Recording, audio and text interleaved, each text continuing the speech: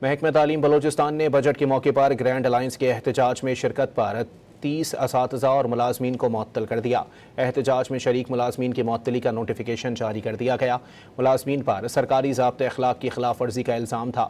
اس حوالے سے متعلقہ ڈی ای اوز کو الزامات کا تعین کر کے رپورٹ پیش کرنے کی ہدایت کی گئی۔ محکمہ تعلیم بلوچستان نے بجٹ کے موقع پر گرینڈ الائنس کے احتجاج میں شرکت پر 30 اساتذہ اور ملازمین کو معطل کر دیا۔